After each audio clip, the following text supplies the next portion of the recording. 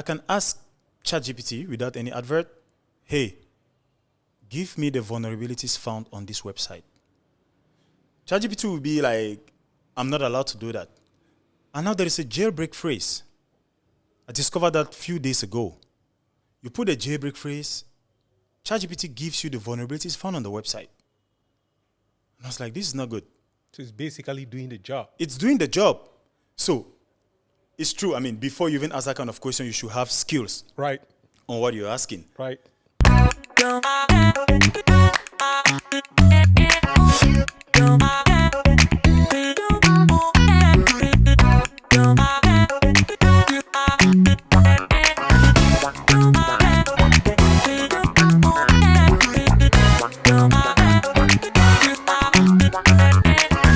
How do you prefer to be called?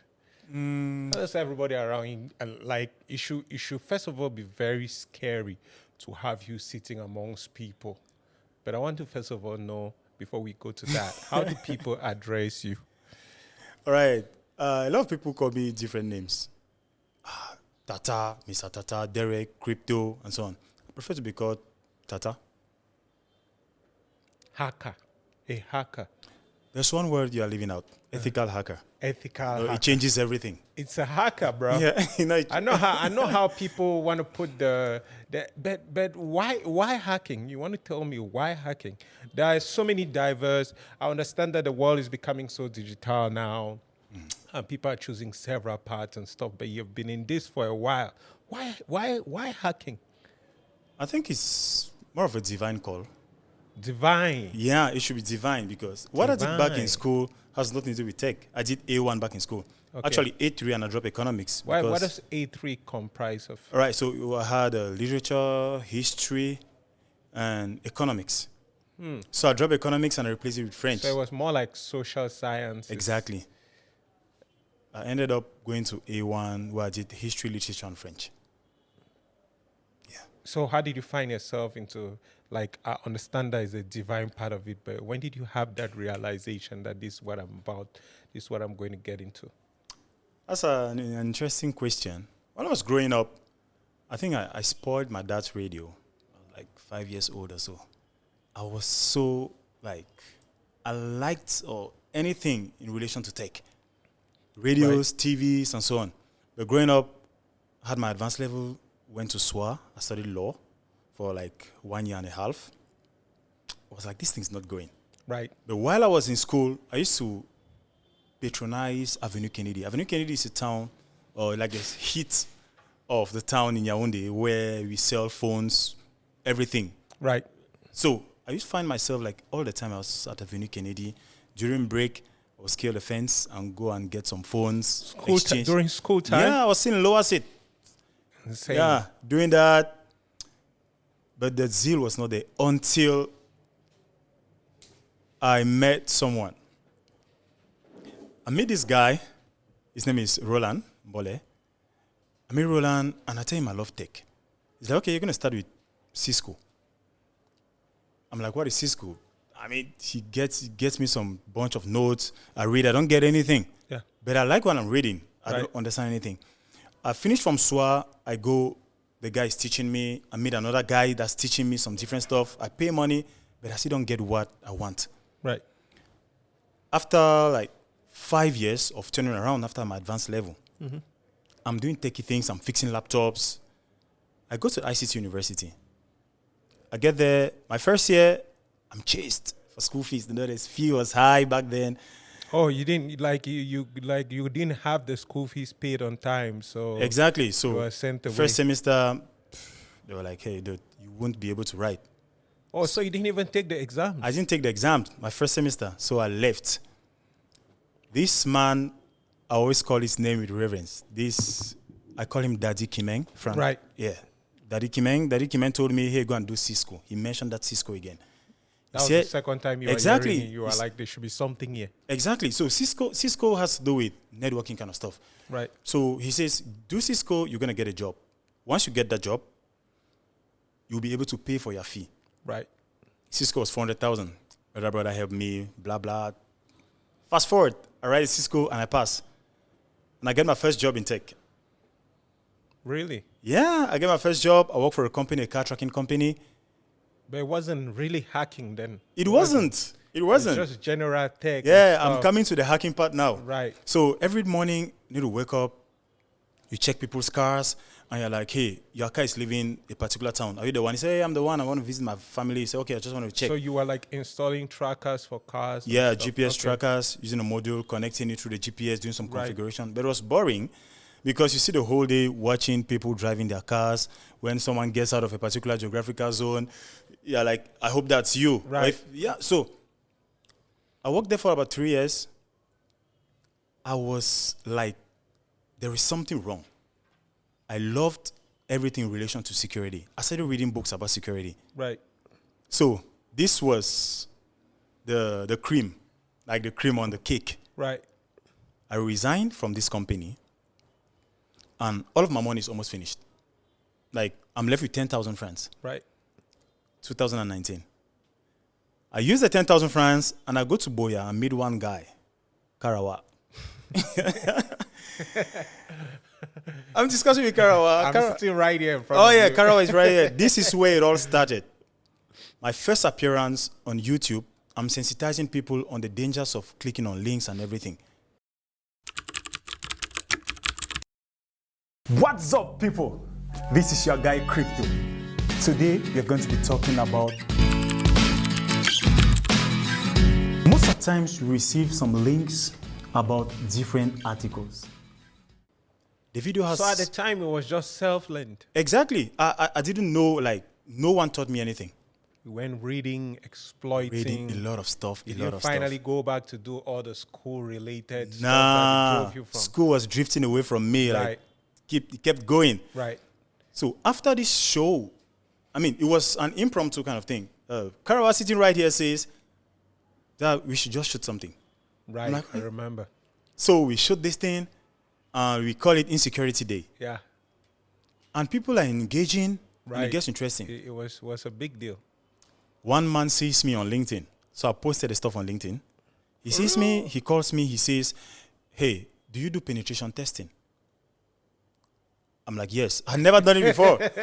He said, okay, that's Dr. Bell Bijoka. Right. Yeah. So I say, yes, I can do it. Then he says, how much do you take a day? I have no idea. You have no clue. No What is clue. penetration testing in the first I have place? to read about penetration testing first before Right. even billing the guy. Right. And it's like, anyway, I saw your CV and I saw the things you're talking about. Right. For your CV, it's 150,000 francs a day. Right. You're like, oh shit. I'm like, I would have said something less, like Right. way more less. Right. So this guy says it's 150,000 francs a day. I'm like, this thing has money. But I don't even know what I'm about to go and do. Right. The previous company, I was earning, I think, 300,000 francs a month. Right. This guy tells me I have 150,000 francs a day. I'm like, oh, this is some real stuff right here. Right. So I leave from there. It gives me 1 week to prepare. I go there and I deliver. Like, I took what we call in French stage bloqué. I stayed home for like a week. Then the guy gave me the money, paid my hotel bills, paid my food, everything. I worked. He gave me the money. That's how I started getting the interest in cybersecurity. And you said you were going to get this thing more serious. Exactly. So I started talking about cybersecurity. I started learning. I started getting certified. And I'm doing all of these things. And I don't have a teacher. And a lot of opportunities keeps coming up. A lot of Right. opportunities. And I realized that the field is wide. Very. Harvesters are few. Right. So cybersecurity is one of the only jobs, or let me say fields, where if you are skilled, you can never lack a job. Right. Never. And when we look at what is happening right now in the digital world, is becoming crazy. You have a field where AI is becoming so enhanced. Humans are feeding AI with more information. It's becoming more intelligent. AI can actually take somebody's face. AI can actually fix pictures for photographers and all of this stuff. Do you think that it's going to make the internet more vulnerable too, as far as cybersecurity is concerned? Oh, this is a very good question, because AI is not taking over. AI is taking over. The things I see people do with AI today is insane. I'll take my field, for instance. I can ask ChatGPT without any advert, hey, give me the vulnerabilities found on this website. ChatGPT will be like, I'm not allowed to do that. And now there is a jailbreak phrase. I discovered that a few days ago. You put a jailbreak phrase, ChatGPT gives you the vulnerabilities found on the website. And I was like, this is not good. So it's basically doing the job. It's doing the job. So it's true. I mean, before you even ask that kind of question, you should have skills Right. on what you're asking. Right. So AI is crazy. I mean, talking about deepfake, Right. the president of Russia, he was deepfaked like 2 days ago. He didn't say anything. The news had it everywhere that he said this and that because they saw him speaking when he was not the one speaking. So a lot of things can go wrong. The spread of fake news and so on. A lot of things will go wrong with AI. At the same time, it's going to fix a lot of things. So now, whenever I want to teach, I used to take days to prepare my lessons. I take hours or minutes now to prepare my lessons. AI is helping me. Talking your field, just out of curiosity, looking at it, you're getting paid as a hacker, an ethical hacker, based in Cameroon. Okay. But do you think that with all that is happening, does it excite you a little? Exciting and the fact that your pay is going to be more. That's like a selfish question, but I needed to know. He's not putting you on the hot seat right now. Do you feel excited that it's about to go south? Like it's about to go crazy as far as the internet is concerned? For those who watch my videos, whenever I post about the cybercrime, I post a lot of excitement. Because these guys are the ones making it possible for us to be paid. Right. So the more hackers exist out there, the more my pay grade keeps increasing. Right. Yeah, but I'm not happy with what's going on. I will Right. not say I'm happy when someone is being hacked. Right. But I'm happy when they call me to rescue someone that's been hacked. Do you think that it's a need for more hackers to happen? I mean, to be made accessible to the community as far as right now is concerned. More hackers. More ethical hackers? No, more. What do you mean the bad guys? And I think before we even go to having that conversation, this is very important because when I asked you to talk about yourself for the listeners, you were correcting me and saying you want to address yourself as an ethical hacker. You want to be known that this is ethical, a white hat hacker like they call it. But at the same time, you're a hacker to begin with. Yeah.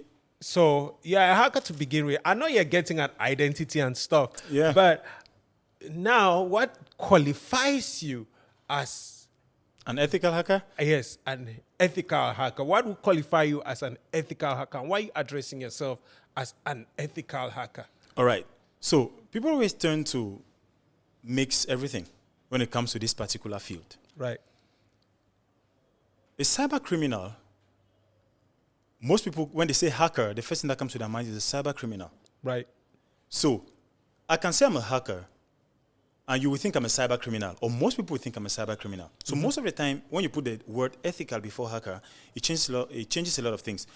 But the simple difference between an ethical hacker and, let me say, a black hat hacker is a mindset. They all do the same things. But one does his own with permission, the other one does his own without permission. Okay. Like what I do, I break things for a living. Companies call me, they say, hey, come on, are you able to hack into this company, into my company? If you can, come on, do it, exploit every vulnerability you see, and bring out your report. So in my report, I bring out the findings, I bring out the recommendations, and how to fix it, actually. I bring out things like that. That's the difference. I actually hack people. I hack companies with authorization. That's the difference. But the other guy doesn't need authorization to do that. As a hacker, there are times that you feel tempted to want to. Oh, yeah. The temptation is so high. The higher the temptation, the higher the money, the higher the risk. So there are people who definitely contact you sometimes to do things that are not ethical. Oh, come on. Like all the time. Hey, my wife is cheating on me. Hey, my husband is cheating on me. Oh, I people get a contact lot you of for that. So your wife is cheating. What's your role to play? All right, so so they're hack like, okay. the phones. Do you want me to hack the spouse phone? Can you get into their WhatsApp? Can you get into their anything, their Okay, messages that's and so very on? ridiculous. Yeah, That's a lot of crazy. people do that. A lot of people. That's insane. But yeah, that's a lot about you, and I think that's before I asked that you should come on the show. This show is I.am.E, and it's basically for extraordinary people. So I.am.E is I am excellent, exceptional, extraordinary, and you already know that. And for you to be on the show, it means that you're doing amazing in an environment like this that is growing very slowly digitally. To have people in likeness of you who are doing amazing stuff is pretty commendable. However, let's go down memory lane a bit. You went to jail. You got locked up. I mean, like that you got locked up for and that was like a pretty ridiculous time. You want to shed more light into that? You could be the best you can today. Can't you see it? Imagine the feeling that you get standing at the top and looking down on something awesome that you've just achieved. Oh yeah, yes, I've been there before, and words can hardly describe that feeling inside. Every night, greatness whispers to me, telling me how badly she wants me. Do you feel it? 'Cause I feel it. Greatness is calling. Exclusive.